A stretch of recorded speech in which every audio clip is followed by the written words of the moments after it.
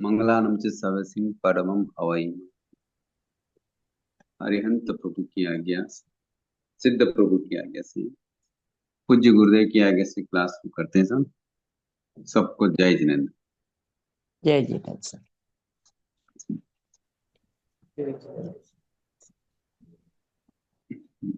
फरमाइए।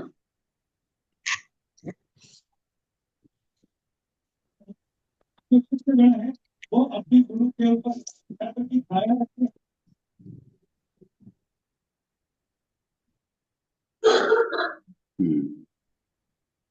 कौन करेगा प्रश्न उत्तर? जय जिनेन्द्र भाई साहब। जय जिनेन्द्र।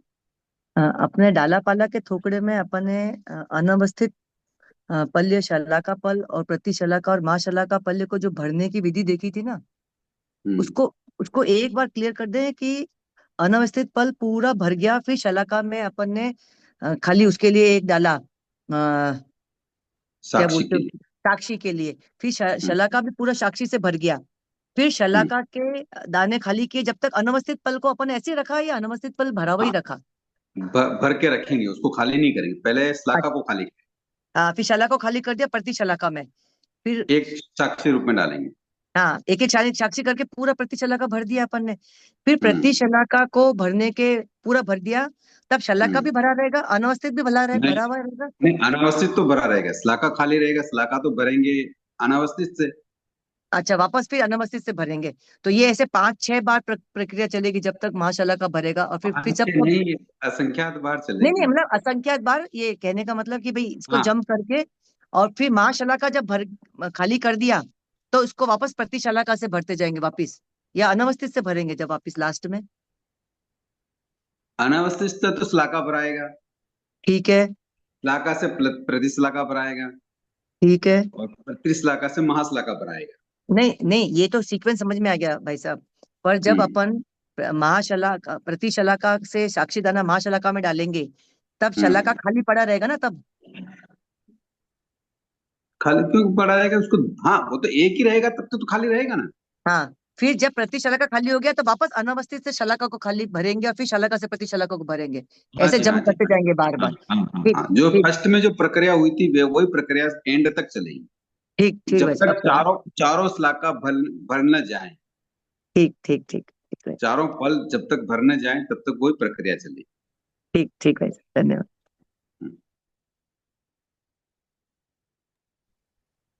जय जिनेन्द्र साहब। जय।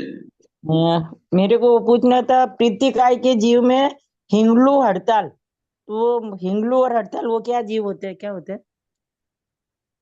ये एक तरह का क्या होता है, मिट्टी होती है, हिंगड़ू होती है, हड़ताल। आप कहाँ के हैं प्रॉपर?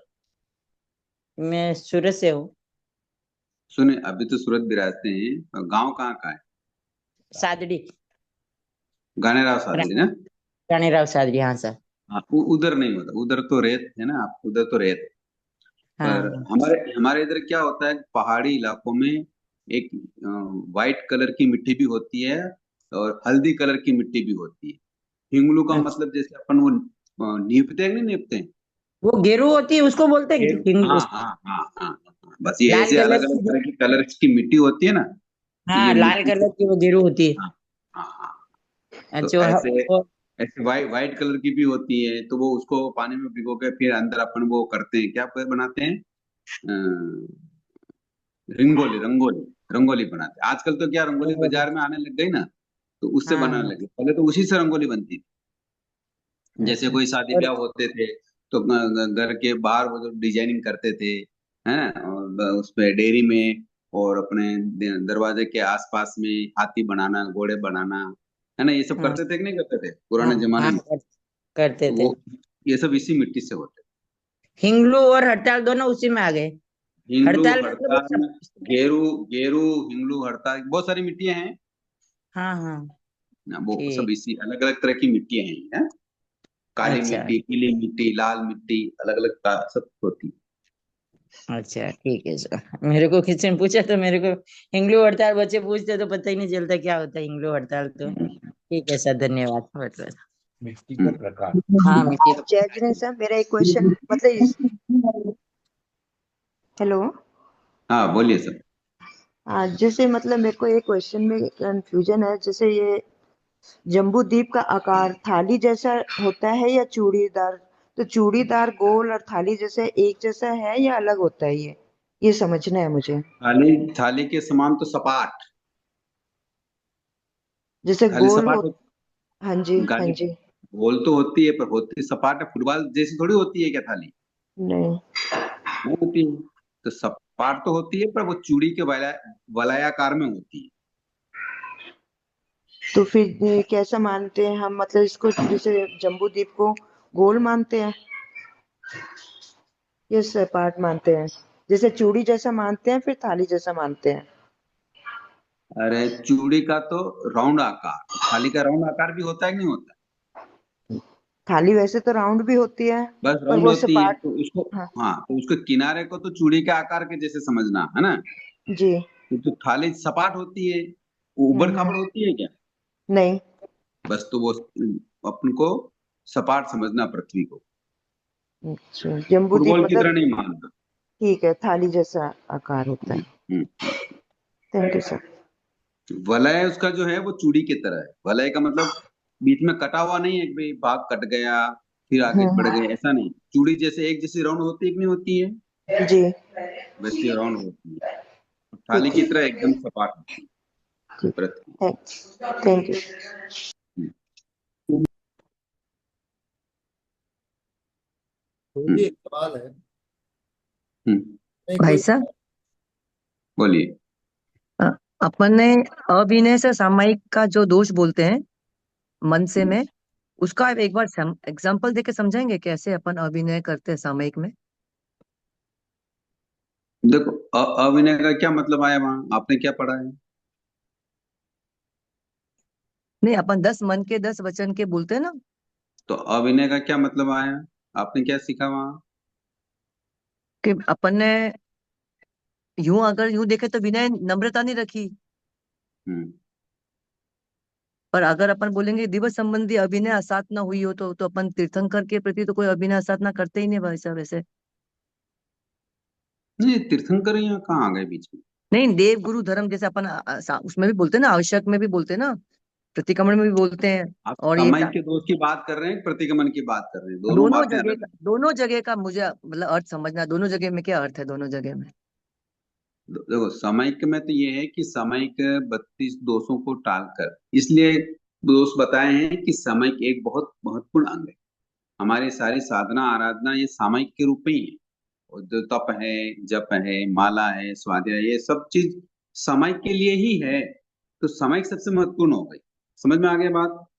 तो अब हम उसको अविनय से नहीं करना चाहिए, क्योंकि जैसे एक व्यवहार जगत में एग्जाम्पल देते हैं कि जैसे कोई मंदिर में जाता है, कोई मस्जिद में जाता है, कोई गुरुद्वारा में जाता है, कोई चर्च में जाता है कि नहीं जाता है? तो वहां के रूल्स फॉलो करता है कि नहीं करता है? हाँ सर। करता है। तो वहां के जो रूल्स हैं, वो नियम है, उनकी मर्यादा है, वहां किसी तरह का अन्य चीज वहां नहीं चलती। तो हमारे सामायिक भी धर्म का सर्वोत्कृष्ट प्रकल्प है ये। सामायिक को इतना सरल नहीं समझना चाहिए जितना हम समझ रहे हैं, समझते हैं। और हम क्या करने लगे, तप को, जप को, हम इसको बड़ा समझने लग गए। और सामायिक को क्या समझने लग गए, लगाओ मुपत्ति और बांधो और नौकार मंत्र गिन लो, पार्टी आती है तो कर्मी बनते के पाठ से पचकन बैठ जाओ, ठीक है ना? तो हम सामायिक इतना हल्का नहीं, सामायिक सभी तपों से उत्कृष्ट है। तो इसकी अभिनय न हो, इसको हम संभाव में, जैसा जैसा भगवान ने फरमाया कि आत्मा ही सामायिक है और सामायिक ही आत्मा है, तो इसको प्राप्त हम कैसे करें? क्योंकि वीतरागियों के भी सामायिक होती है, वो होती यथाख्यात चारित्र। समझ में आया? तो कहने का मतलब ये है कि जिस तरीके से हमको आगे बढ़ना है तो वो सामायिक के मार्फत ही बढ़ा जा सकता है। इसकी जितनी उत्कृष्टता होगी, शुद्धता होगी और पवित्रता होगी, जितना इसके प्रति दर्शन शुद्ध होगा, तो वो सारी चीजें मन के, वचन के और काया के दोषों से रहित होना चाहिए। तो जो अविनय, अविनय का मतलब, जैसे हमने स्थानक में गए, समय के लिए हम जो उपकरण हैं उनका प्रतिलेखन नहीं किया, या सामायिक हमने सामायिक की जो विधि है, विधि विधान है, उन पाठों को हमने बड़बड़ करके फटाफट करके जल्दी से पचक लेना है, उनके ऊपर उपयोग न लगा के उनको पाठों को पढ़ लिया, या फिर हमने सामयिक तो ले ली, बैठ गए, अब मन की स्थिरता नहीं है, मन चंचल है, सामयिक क्या होती है, क्यों की है, इसके ऊपर विचार न होकर धर्म आराधना न करके हमारा मन संसार की प्रवृत्तियों के प्रति, दूसरों के छिद्रों के प्रति, अन्य चीजों को, इंद्रियों के वशीभूत होकर हम जो काम करते हैं, तो फिर वो मन की शुद्धि नहीं, तो ये मन का दोष कहलाता है। समझ में आया? ये हाँ बहुत सर। बहुत चीजें हैं, मैं तो केवल ऊपर ऊपर की चीजें बता रहा हूँ ताकि आपको समझ में आ जाए। जयजिन सर, मेरा एक क्वेश्चन है। जैसे मैंने एक हम्म। बुक में पढ़ा था कि सामायिक में मतलब किसी की अनुमोदना करना ये भी एक सामायिक दोष है। तो हम जैसे किसी तपस्वी की अनुमोदना करते हैं स्थानक में, जैसे प्रवचन में करवाते हैं महाराज जी भी अनुमोदना, तो ये क्या सामायिक का दोष है?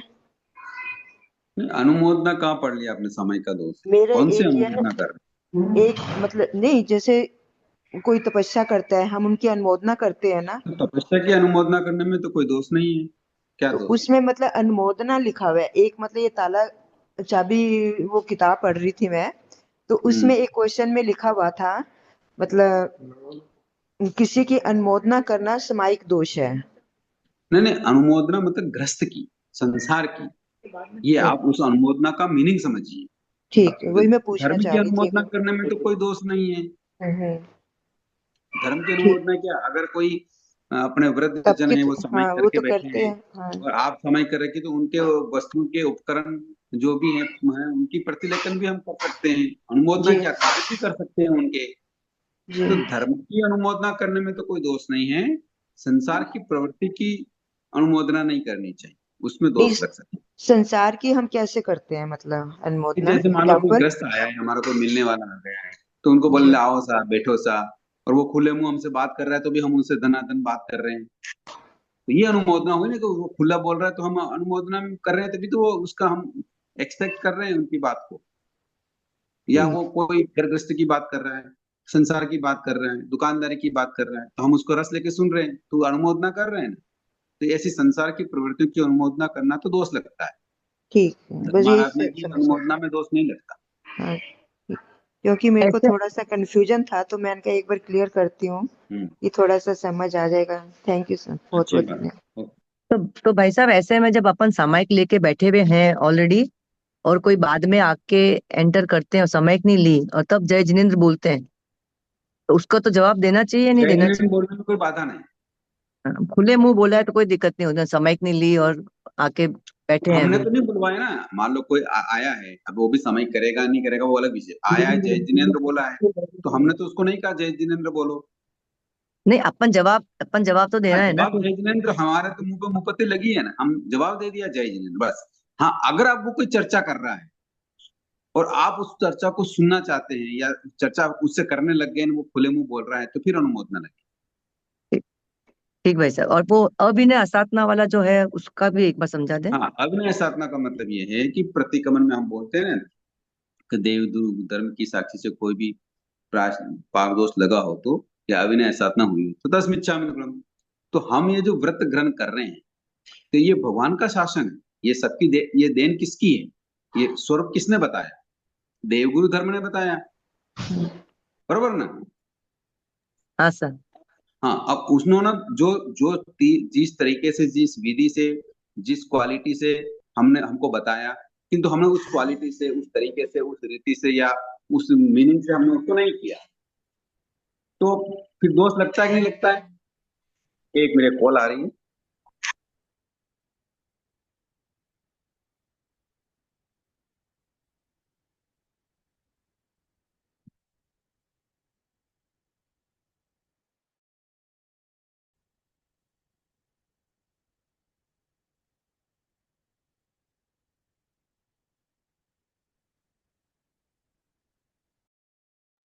हाँ सर, तो क्या है, आवाज आ रही है?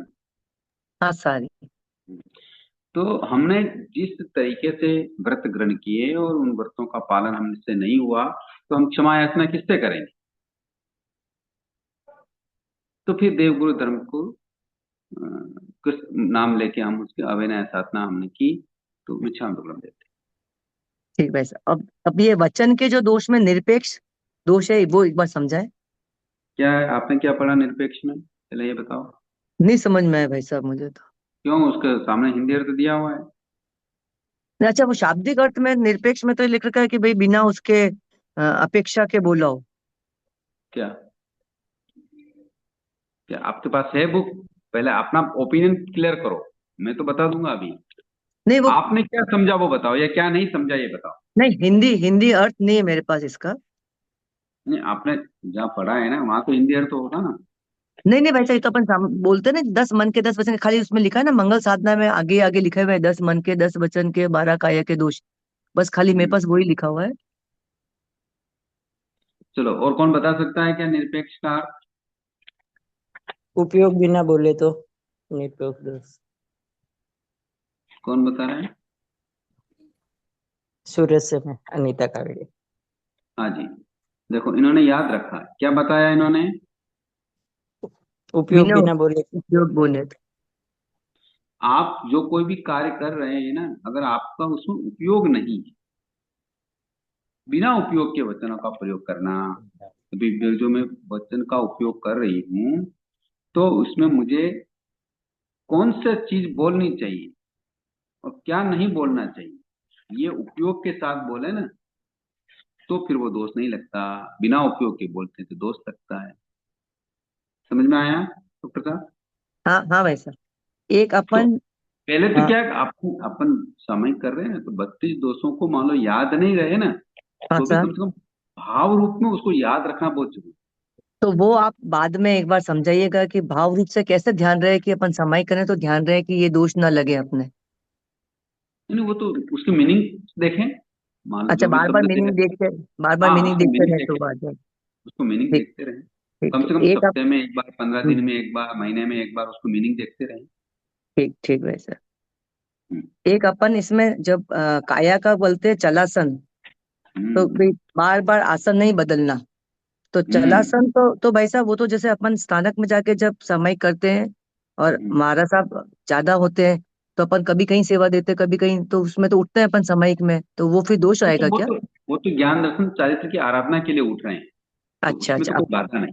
मतलब किंतु अगर अपने अगर हमने क्या सामान्य किया, कार्य क्रिया के समय लिए के नहीं लिए भी, उठना है।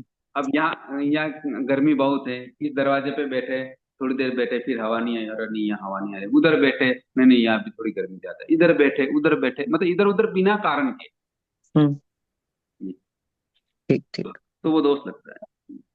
भाई साहब ये चलासन में थोड़ा सा आजकल जैसे चेयर पे बैठते हैं वो वाला भी मैटर आ जाता है। देखो, चेयर पे बैठना तो आज के क्या है, एक फैशन हो गई। नहीं नहीं, जो मतलब चेयर पे बैठ के जैसे बाहर उठे, फिर हमारे साहब पधारे, उठे, खड़े होते हैं अपन, फिर वापस बैठते हैं, तो वो तो विनय के कोई लिए, वो जीव आ अलग विषय। जाए, नहीं कोई जीव आ जाए कर जाए वाला, जहाँ पे नीचे जीवों के आने की संभावना रहती है। एक बार ऐसा सुना था कि जैसे कहीं पे भी जो कभी कभी होता है, कोई चेयर ऐसे ऊबड़ खाबड़ होती है, मतलब ऐसे डगमगाती रहती है, या कोई पाटा ऐसा होता है जिसका एक पाया थोड़ा छोटा रहता है, तो हाँ, तो जहाँ वो पे तो जीवों के विवेक रखना चाहिए, इसका तो विवेक हाँ रखना चाहिए कि हाँ, भाई इन चीजों का भी। चलासन का मतलब हिलने डुलने वाली जगह नहीं होनी चाहिए।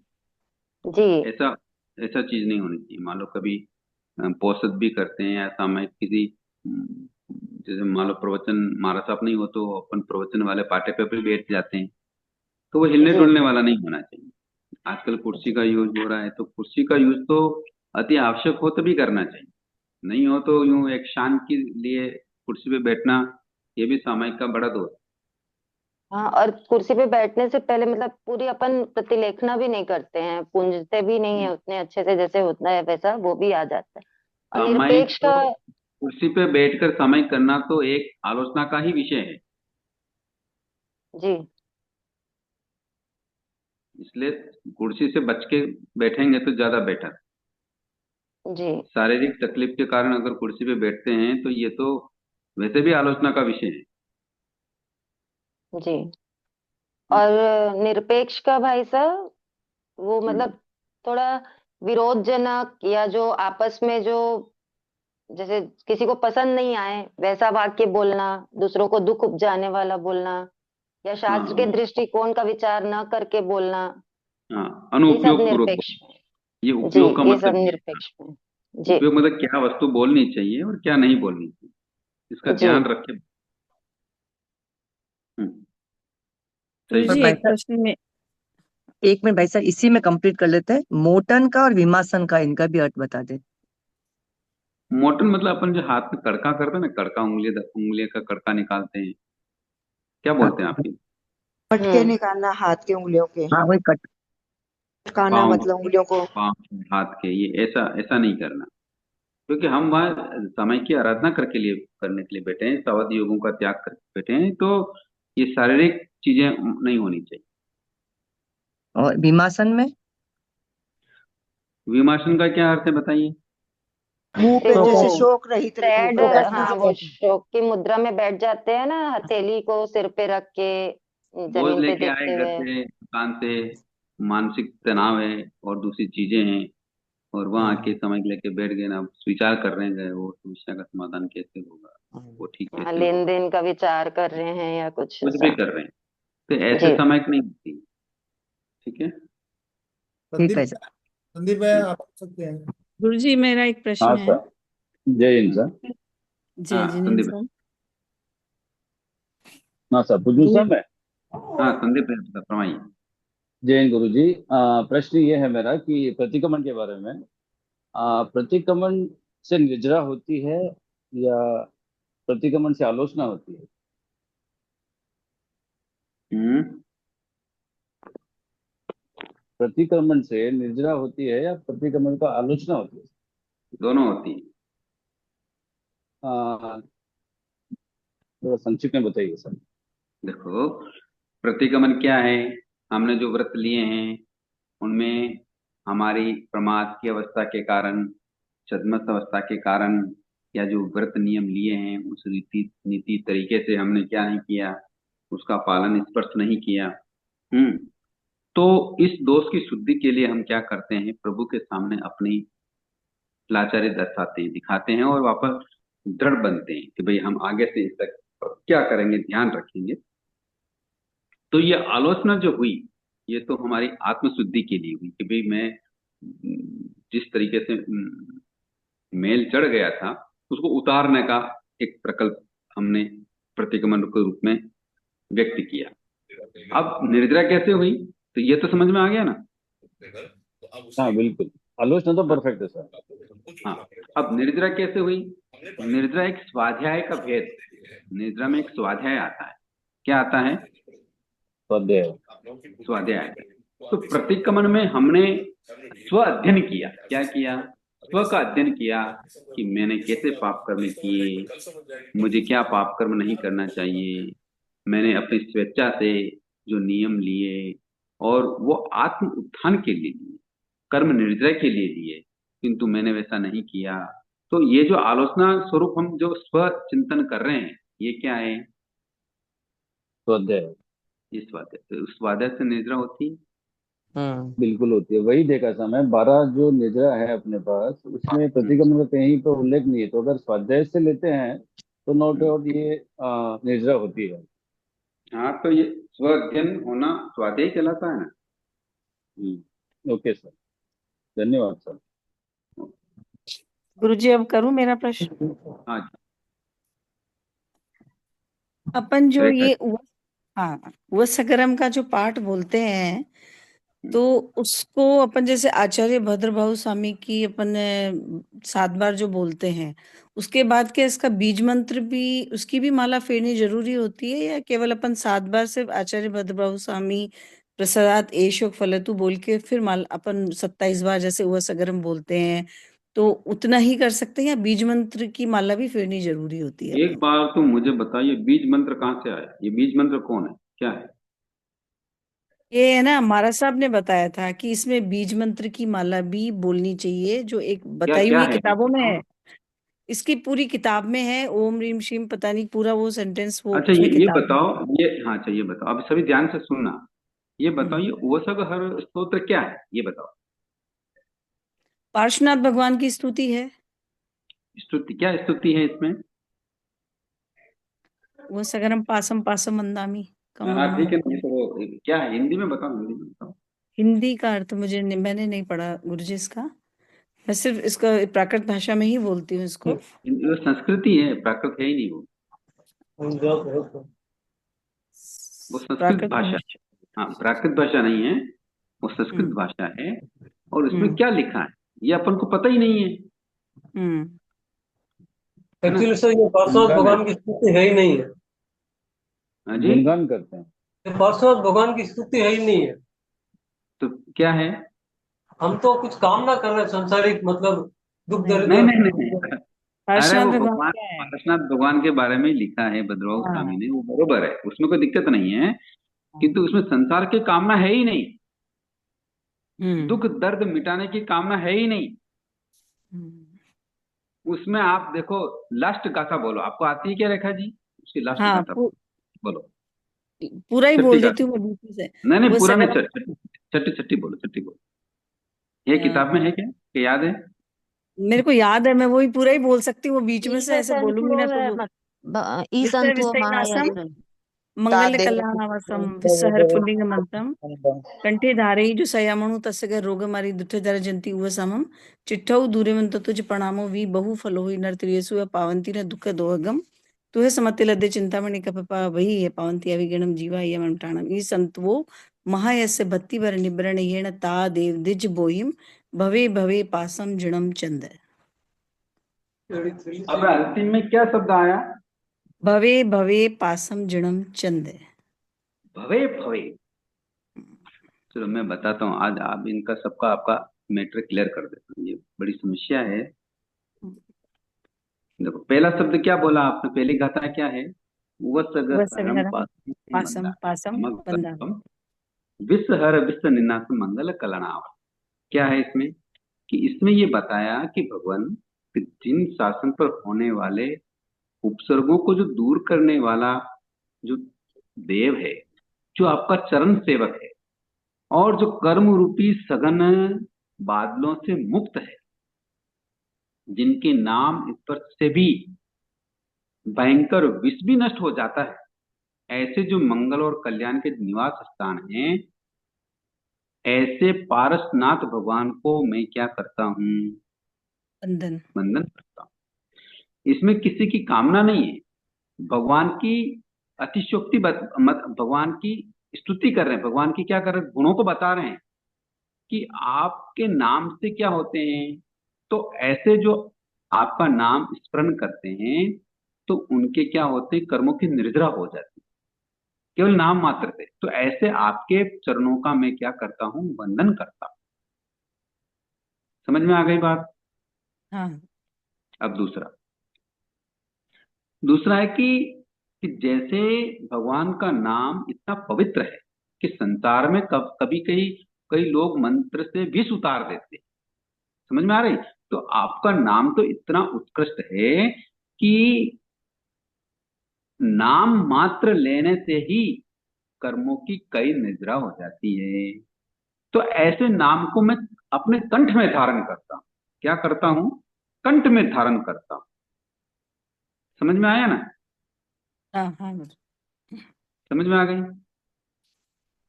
तो इस भगवान की स्तुति में भद्रबाहु स्वामी इतने तल्लीन हैं कि वो कह रहे हैं कि आपके नाम में ही मंत्र हैं, मुझे किसी अन्य मंत्र की जरूरत नहीं है। इसलिए मैं ऐसे पारसनाथ भगवान के चरणों में वंदन नमस्कार करता हूं, क्योंकि आपके नाम मात्र में ही वह शक्ति है कि मेरा चतुर्गति रूप संसार क्या हो सकता है, रुक सकता है, मैं अस्थाई आनंद को प्राप्त कर सकता हूं। समझ में आया तीसरी गाथा का मणि? हाँ गुरुजी। चौथी गाथा में है कि हे प्रभु, आप इतने चिंतामणि और कल्प वृक्ष जो हमारे अम, अ, तीसरे चौथे आरे में या यूं कह दें कर्म भूमि में होते हैं, ऐसे महिमा वाले आपका नाम अगर कोई श्रद्धा से लेता है तो वो ज्ञान दर्शन चारित्र की आराधना किए बिना नहीं रहता है। तो ऐसे उत्कृष्ट आप चिंतामणि की तरह और कल्प वृक्ष की तरह जैसे उन व्यक्तियों को चाहने से मिल जाता है, वैसे ही आपकी नाम की स्तुति करूं, आपका नाम लेकर मैं धर्म आराधना करूं, तो मेरे तो सारे भय वैसे ही नष्ट हो जाने वाले हैं। समझ में आया? फिर पांचवी गाथा का वर्णन दिया। हे महायशस्वी, हे प्रभु, आप इतने शक्तिशाली, हे पारसनाथ भगवान, आपकी इतनी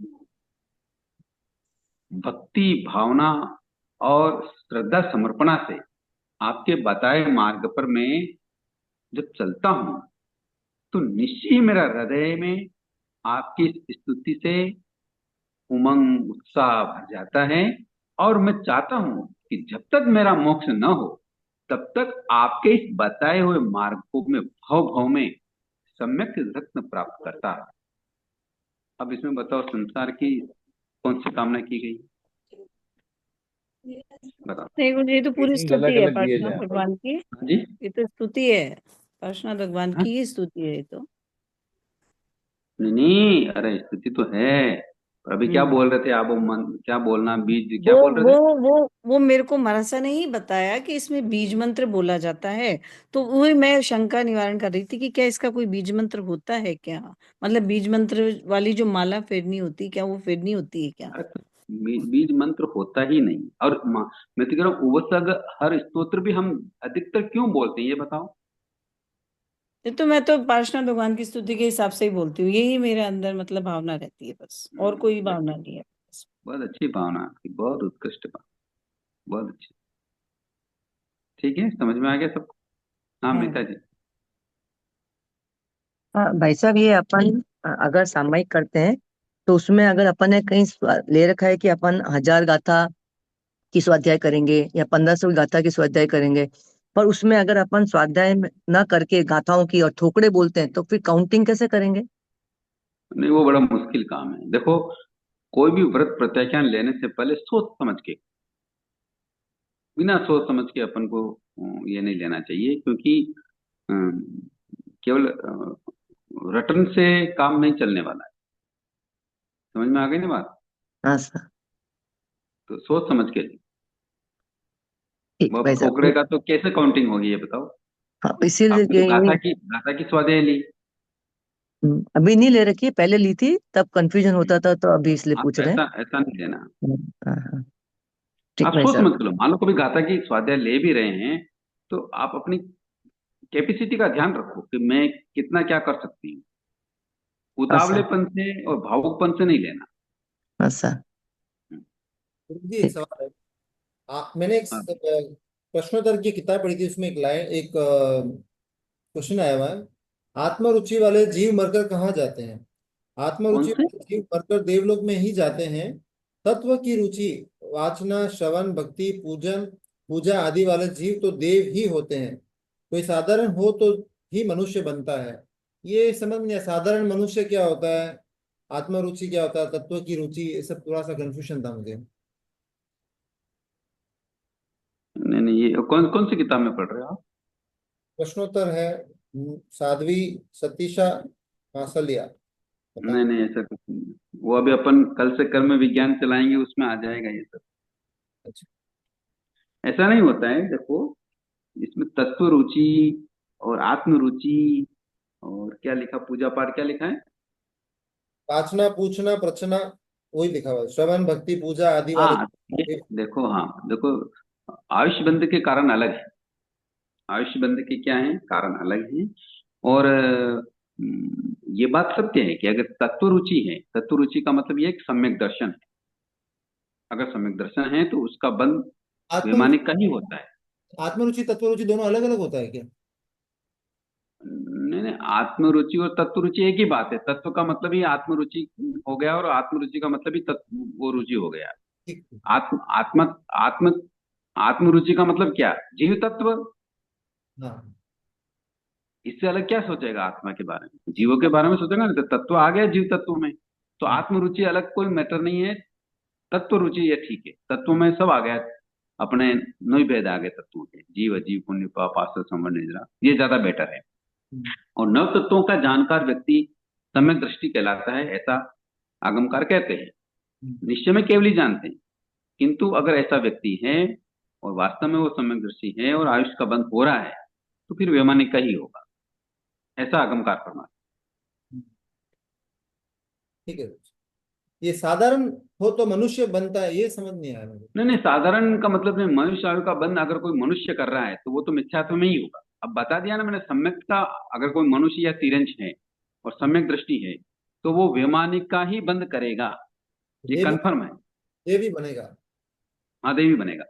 तो अब मनुष्य का बंध कैसे करे, कौन करेगा? तो संकित ही नहीं करेगा, मिश्र दृष्टि वाला तो आयु बंद करते ही नहीं, तो कौन बच गया? क्या थे? बस तो मिथ्यात्व ही करेगा। ठीक है। तो अपन कामना भी नहीं कर सकते कि वापस इसी अगले भाव में मनुष्य भाव मिले, तो इसका मतलब मनुष्य बनने की कामना न करें अगला, इसलिए एक प्रार्थना बोली जाती है, मैं कई बार साधु संतों को भी बोल देता हूँ, पर वो नहीं सुनते हैं और बोलते रहते हैं उस प्रार्थना को। वो बोलते हैं ना, अगला भव मुझे तेरे दरबार, क्या बोलते हैं वो मेरे, अरिहंत अरिहंत देव देव, सुनियो हाँ मेरी पुकार। हाँ, अगला भव अगला मिले भव मुझे मिले तेरे तेरे दरबार। दरबार। तो मैंने उनसे कई बार निवेदन किया है, अगला भव की जगह यहाँ अगला शब्द की जगह कोई नया और अच्छा शब्द डाल दें तो कोई दिक्कत नहीं है, पर अगला भव बोलेंगे तो मीनिंग क्या है? यहाँ से वापस मनुष्य बनना। तो ये ठीक नहीं है। ये वचनों से भी क्या होता है, मान लो भावना तो आपकी अलग है, किंतु वचन से तो दोष लगता है ना। तो सुधार की बात करी थी पर कोई किया नहीं, तो ऐसा नहीं कामना करना।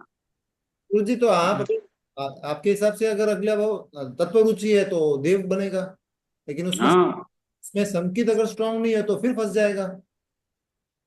क्या क्या? संकित अगर स्ट्रांग नहीं है तो संकित, स्ट्रॉन्ग का मतलब तो कर्म निद्रा से मैटर है। तो फिर वहां पे संकित तो कंफर्म है, संकित में भेद हो सकते हैं, भी उपशम वाली है, एक शोषम वाली है, या क्षायिक है, एक दीपक है, कैसी भी हो सकती है, किंतु संकित होती है तो देव में ही जाएगा। और स्ट्रॉन्ग, मजबूत, विशुद्धि, ये सारी बातें कर्म निद्रा से संबंधित है। वहां जाके कोई लटक ना जाए, फिर थोड़ा इसके लिए और कुछ। हाँ, अगर ज्यादा मजबूत नहीं है तो फिर वो तो वहां तो बहुत सारी चीजें हैं, इंद्रिय विषय हैं, तो लुढ़क जाएगा।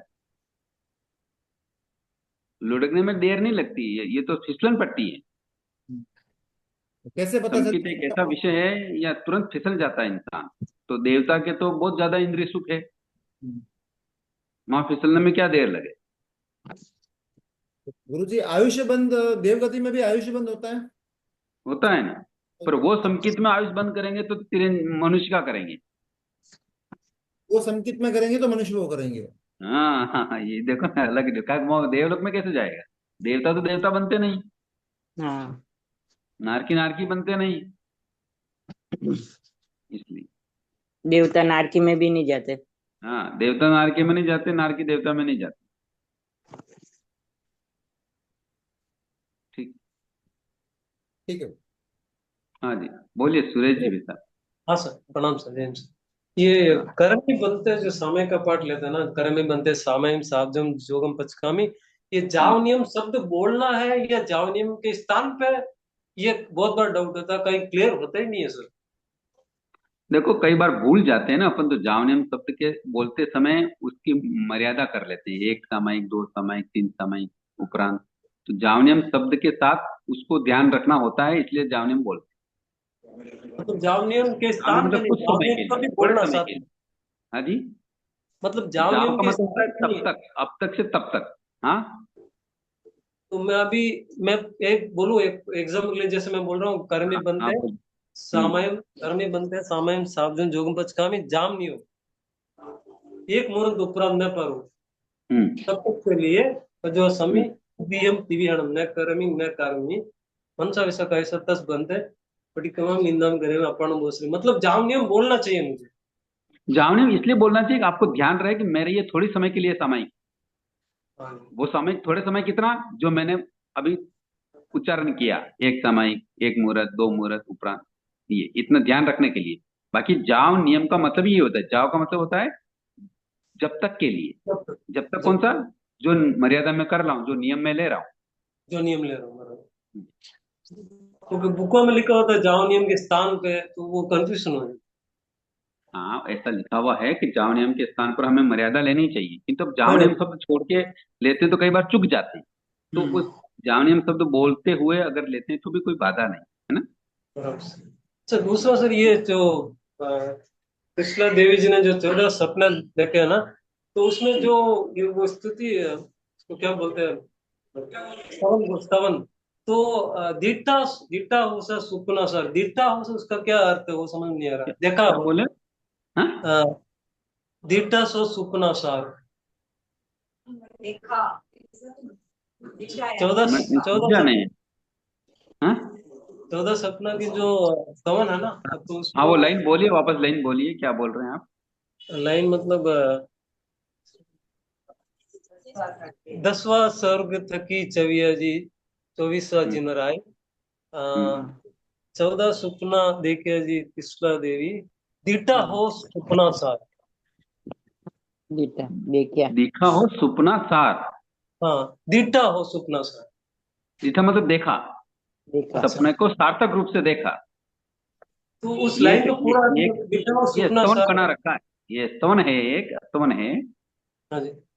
ये स्तवन है, तो नीचे की लाइन आप क्लियर बोलेंगे तो मैं उसका मीनिंग ढंग से समझ पाऊंगा। वो पूरा मतलब फिर तो स्तवन बोल के ले नहीं नहीं नहीं, आ केवल रही। नीचे की लाइन बोल दीजिए ना, वो दीठा वाला शब्द बोल दीजिए, वापस आगे से बोल दीजिए। मतलब 10वां स्वर्ग थकी चविया जी, 24वां जिन राय, 14 सुपना देखिया जी तिसला देवी, त्रिशला देवी में तिसला अरे आपके देवी पास जो है दीठा हो सपना। दीटा बुक हो के देख बुक में देख के बोल रहे हैं कि बुक से देख के बोल रहे हैं? जिनंदमाय दीठा हो सपना सार, ऐसी है वो लाइन। नहीं नहीं, आप इसमें मतलब क्या समझना चाह रहे हैं ये बताओ। मतलब दीटा हो सुपना सार, उसका वो अर्थ समझ नहीं आ रहा बराबर। वो जैसे तो है कि जो वो स्वप्न देखे हैं वो सार रूप में देखे हैं, निस्तार नहीं है उनके वो स्वप्न। ऐसा उनका मीनिंग है, अर्थ है हाँ कि भाई ये स्वप्न देखकर भगवान को वो गर्भ में धारण किया उन्होंने, ऐसा उनका मीनिंग। मतलब वो लाइन वो एक अंतरा है, वो बार बार वो लाइन आती रहती है, दीटा हो सुपना सार। हाँ, तो दिखा सपना सार का हर स्वप्न के साथ आ रही होगी ना। हाँ हाँ। ये तो भजन मतलब जो बनाने वाले सपना ने जब वो देखो, लाइन बना दी, बाकी आगम की पाठ नहीं है ये। पर वो जो आगम स्वप्न देखे वो सार वाले देखे, निस्तार नहीं, उनका अर्थ आएगा, मीनिंग है, मतलब उनका स्वप्न देखने का पीछे कोई लॉजिक है। लॉजिक क्या है कि भगवान अवतरण ले रहे हैं ये, इसलिए वो बार बार शब्द का उच्चारण करता है कवि इसमें। मतलब जो सपना देखे हैं उसका सार। हाँ, ये सार है, भगवान महावीर तीर्थंकर देखा हो सपना सार, है ना, ऐसा शब्द है ना। हाँ, एक्चुअली वो वर्ड तो दीटा करके है, देखा नहीं, हाँ, दीठा दीठा। मतलब देखना, एक ही शब्द है वो, हिंदी में देखा बोलेंगे, दीठा वो राजस्थानी या मारवाड़ी में लिखा होगा तो इसलिए ऐसा है। हाँ ठीक है, वो सार वाले स्वप्न देखते हैं, इसलिए ये बार बार उन्होंने पंक्ति बनाई है थी। हाँ, ठीक है। बोलिए संदीप जी। जी अभी अभी आपने कहा कि करमी बंधे को जो पाठ करते हैं उसमें मुहूर्त दो मुहूर्त जो भी लेते हैं हम लोग, वो हिसाब से हम लोग समय लेते हैं। कभी कभी ऐसा होता है कि हम लोग को 1 घंटा समय हो जाती है, 1.5 घंटा समय हो जाती है, तो हम लोग ऐसे नहीं ले सकते कि जब तक नहीं पढ़ूं तब तक की पचकान। ऐसा नहीं, ऐसा पहले चलता था। हम्म। आचार्य ने मर्यादा बना ली कम से कम 48 मिनट, 48। उसके बाद नहीं। हाँ उसके पहले हाँ तो आप इच्छा 48। हो तो बैठो, मत बैठो। पहले तो क्या था कि पहले तो 48 मिनट की सामग्री, बहुत पहले की बात कर रहा हूँ मैं, बहुत पहले, ओके सर। समझ गए ना, जब प्रिंटिंग नहीं थी, किताबें नहीं छपती थी, तो हम्म। उस समय तो क्या सामयिक जाव नियम, मतलब जब तक के लिए मैं स्थिरता है तब तक के लिए मैं सामयिक लेता हूँ। फिर बाद में क्या धीरे धीरे इतनी व्यस्तताएं बढ़ने लगी, कोई 48 मिनट करता था, कोई 2 घंटा करता था, कोई 10 मिनट करता, कोई 15 मिनट करता, कोई 5 मिनट करता, उठ के चला जाता, तो ये तो अव्यवस्थाएं होने लग गई। हम्म। तो फिर आचार्य ने ये डिसीजन लिया कि भाई नहीं, अपन को इसको व्यवस्थित बनाना चाहिए ताकि श्रावक भी क्या है धर्म आराधना तरीके से कर सके, एक विधि विधान से कर सके। तो फिर 48 मिनट डिसाइड किया। अब इसके उपरांत मान लो कभी अधिक देखना चाहे तो उपरांत बोल लेता है। नहीं सर, उपरांत बोलना ठीक रहेगा, या जब तक मैं पढ़ूं तब तक? 48 नहीं नहीं, मिनट तो उपरांत मिनिमम है। जब तक नहीं पढ़ो तब तक नहीं, उपरांत।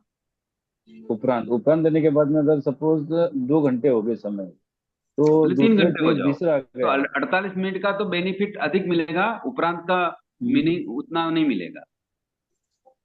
क्योंकि ओके। आप आपका आपका आपका जो स्थिरता का जो क्रम है वो 48 मिनट का ही था।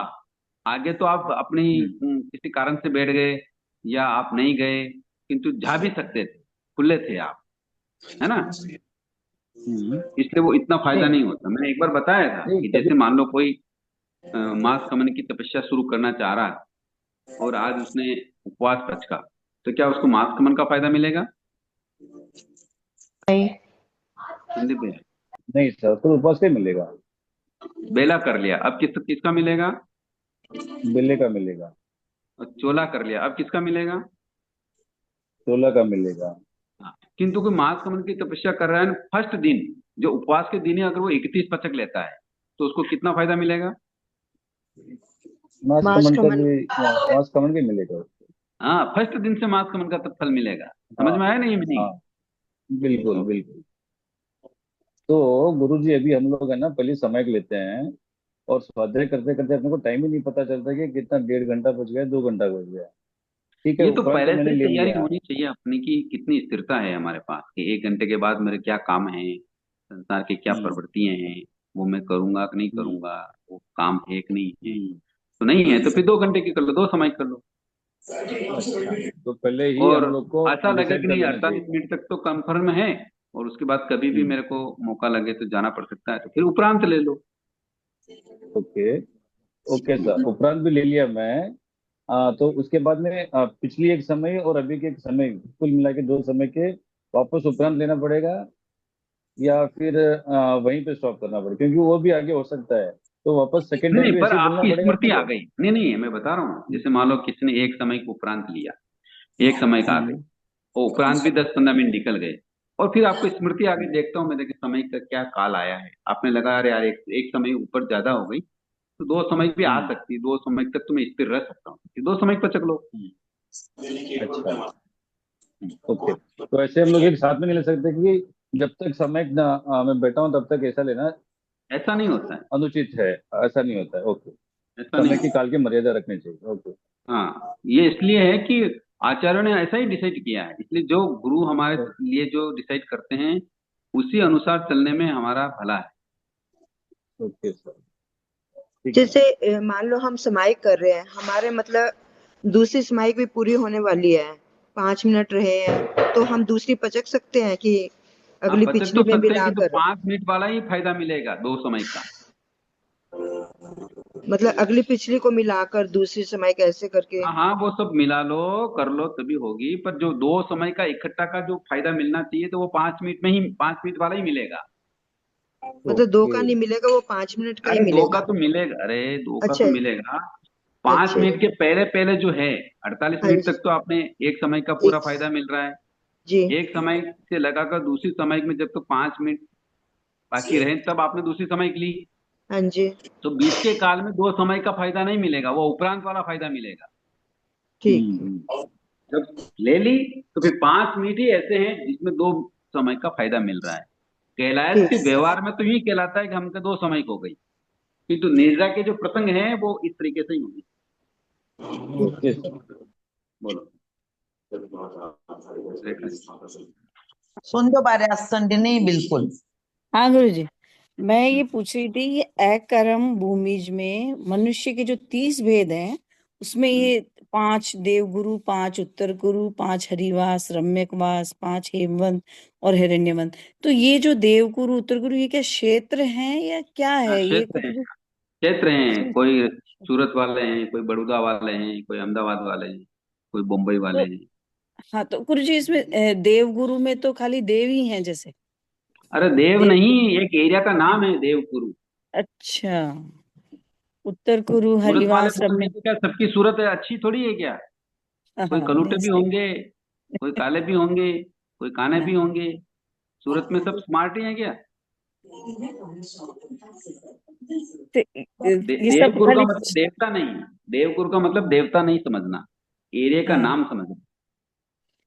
अच्छा, और ये जो जम्बू द्वीप में जो भरत, घातकी खंड और पुष्कराद, तो ये जो भरत घातकी खंड है और ये पुष्कराद है, ये इनका थोड़ा सा मेरे को बताइए ना गुरुजी, ये समझ ही नहीं आ रही। नहीं नहीं, अभी समय नहीं है, अभी इतना नहीं, ये अलग अलग द्वीप हैं, ये जैसे जम्मू द्वीप है ना, वैसे हाँ घात हाँ की खंड है, वैसे पुष्कर है, ये अलग अलग द्वीप है। जम्मू द्वीप में तो जैसे महाविद्य क्षेत्र है, भरत क्षेत्र है, ऐरावत क्षेत्र है, तो वहाँ दो दो हैं ऐसे, समझ में आया। हाँ अभी हाँ भी जैसे अभी जम्बू द्वीप में 4 तीर्थंकर हैं, तो वहाँ कितने हैं, 8 है।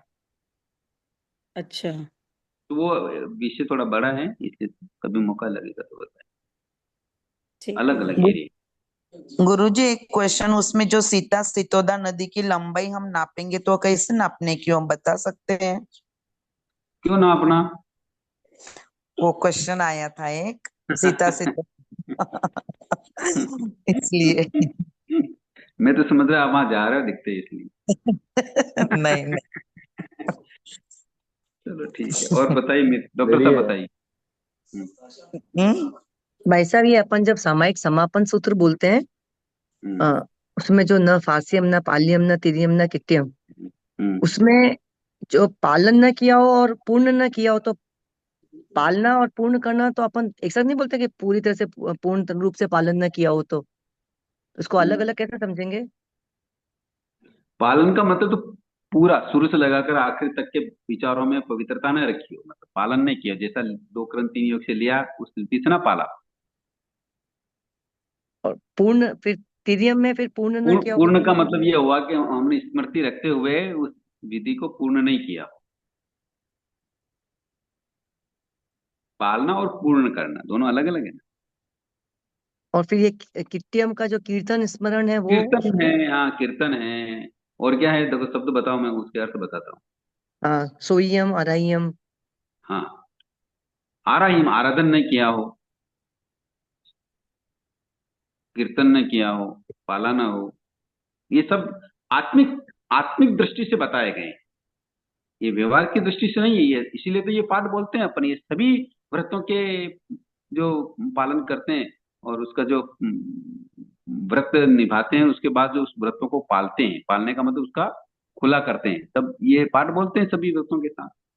यानी कि जो मैं व्रत ले रही हूँ, भगवान की आज्ञा के अनुसार उसको पालना, पालना, लालना, कीर्तन, आराधना है, ये सारी चीजें, स्पर्शना, ये सारी चीजें होनी चाहिए। इसके उसके उद्देश्य से ही मैंने ये व्रत लिए थे। अब नहीं हो रहा है तो वापस उनकी आलोचना के रूप में ये सारा बात बोलते हैं। ठीक सर, धन्यवाद। रेखा जी।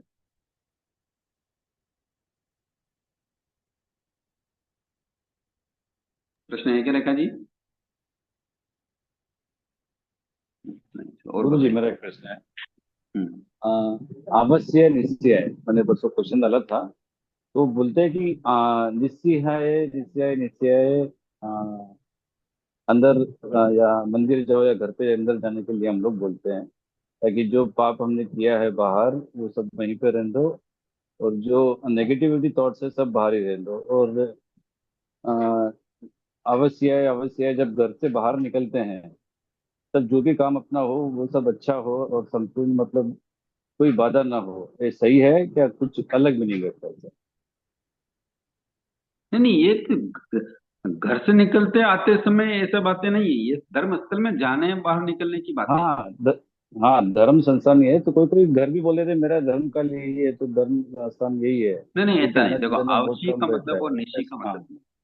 जैसे हम घर से धर्म स्थानक में धर्म आराधना के लिए जा रहे हैं, तो स्थानक में घुसते समय बोलना चाहिए निश्चय ही निश्चय ही निश्चय। 3 बार बोलने का उद्देश्य ये है कि वो कंफर्म हो जाए हम किस उद्देश्य से यहाँ आए। निश्चय का मतलब होता है अब मैं निवृत्त होता हूँ, संसार के कार्यों से मैं निवृत्त होकर अब मैं धर्म स्थान में आया हूँ, ये बात उसके कंफर्म हो जाए, इसलिए ये निश्चय ही निश्चय शब्द का प्रयोग करते हैं।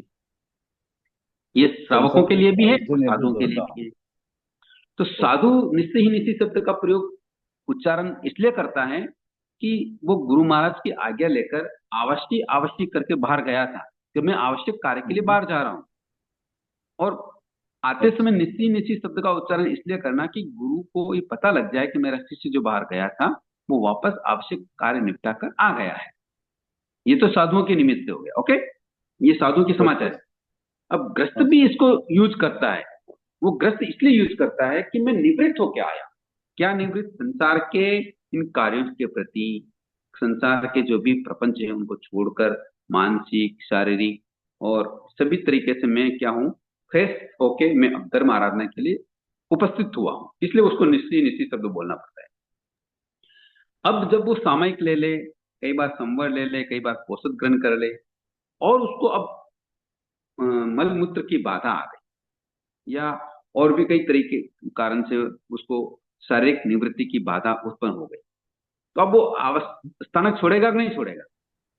छोड़ेगा सर। तो बाहर जाएगा।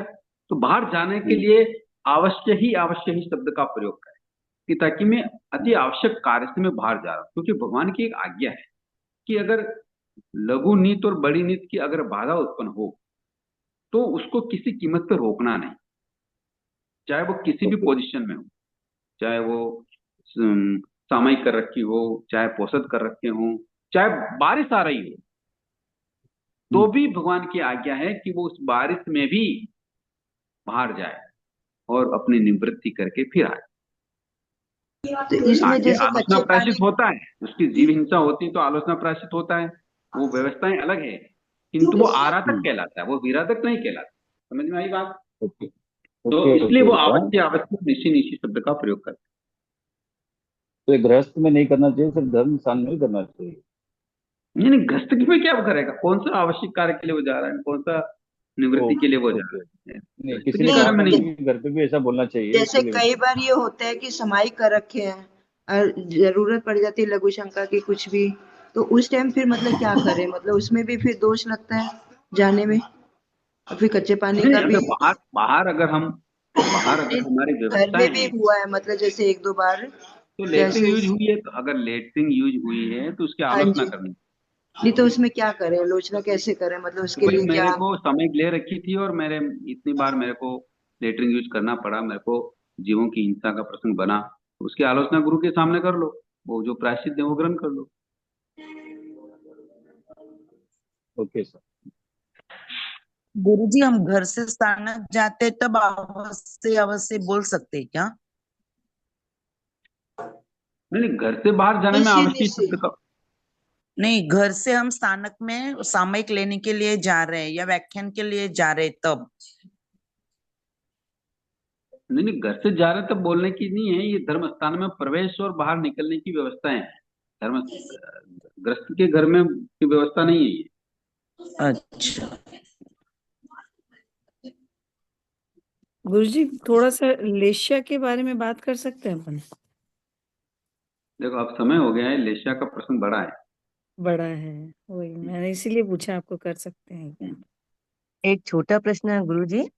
अपन वोसिरे और वोसिरामी जो बोलते हैं, अपन स्वयं बोलते हैं तब तो वोसिरामी बोलते हैं, और कोई अपने को बोलता है तो वोसिरे। पर कई बार चीजें ऐसी बोली जाती है कि आप उसको छोड़ दो, वोसिरे वोसिरे बोलकर। तो वोसिरे और वोसिरामी दोनों अपन बोल सकते हैं क्या? देखो संस्कृत में कई शब्द चलते हैं, मंदिर वाले तो वोसराई वोसराई बोलते हैं। क्या बोलते हैं? ई लगाते हैं। ये प्राकृत वर्ड है ना? तो मीनिंग एक जैसे ही निकलते हैं, किंतु जो शुद्ध मीनिंग है वो अगर खुद कर रहे हैं तो वोसरामी वोसरामी।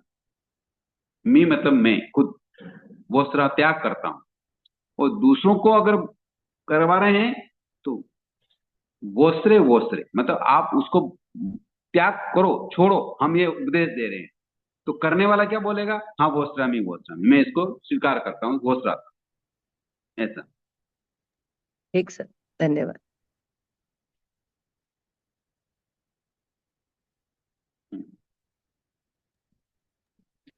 दस साहब, हाँ जी। जय जिनेन्द्र सर, ये जैसे घर में पोषद करना होता है, तो पोषद में सबसे बड़ी समस्या ये होती है रात को लघु शंका की, तो फिर वो नहीं कर पाते हैं खुली में से, इसीलिए पोषद का थोड़ा सा टाइम करते सोचते हैं कि नहीं करें। तो वो धर्म स्थानक कैसे में जाओ। क्या? नहीं, धर्म स्थानक में नहीं, घर पर ही। हाँ हाँ, तो अगर शुद्ध करना है तो फिर धर्म स्थानक में जाओ। औसत में आप इतने सारे त्याग कर रहे हैं, घर गृहस्थी छोड़ रहे हैं।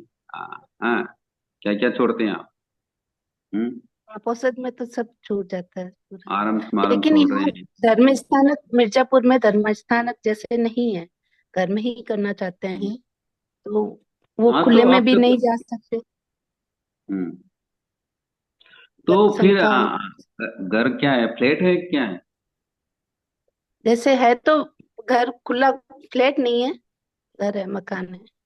कहा है तो फिर ऐसी व्यवस्था बनाओ कि बाहर जाके पलट सके या छत पे पलट सके।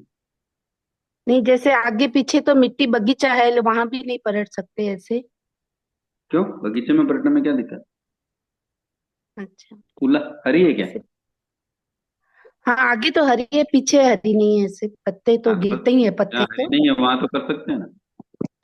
अच्छा, अब आप ये सोचे कि बात आएगी, बच्चे बच्चे क्या कहेंगे, तो ये ये व्यवहार धर्म नहीं चलता है भारत में। अच्छा। जब हम करना चाह रहे हैं, व्यवस्थाएं हैं, तो शुद्ध रीति से ही करें।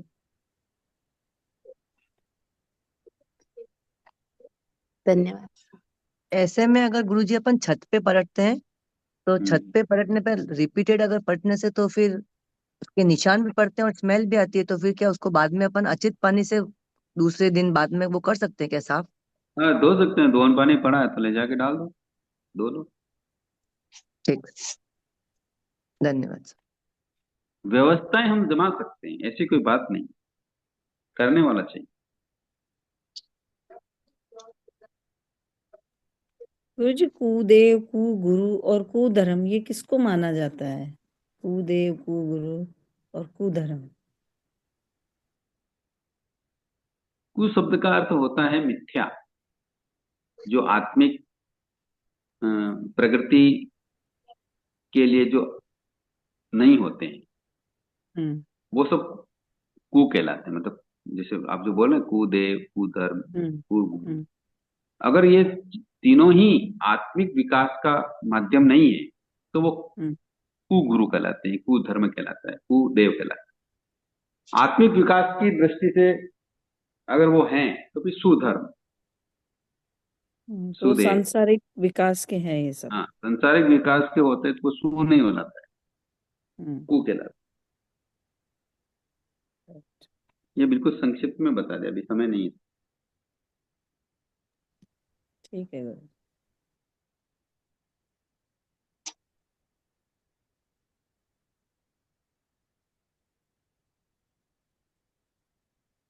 और कोई है?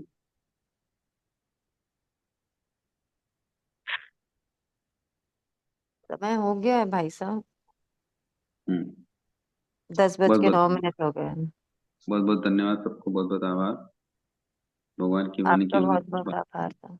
आभार विश्राम भाई लो। साहब। बहुत बहुत बहुत बहुत धन्यवाद गुरु जी, शुभकामना बहुत साहब। बहुत आभार। जय जिनेन्द्र। बहुत बहुत अनुमोदना साहब। बहुत जय बहुत धन्यवाद सर, बहुत बहुत आभार आपका। सभी को जय जिनेन्द्र। जय जिनेन्द्र सभी को।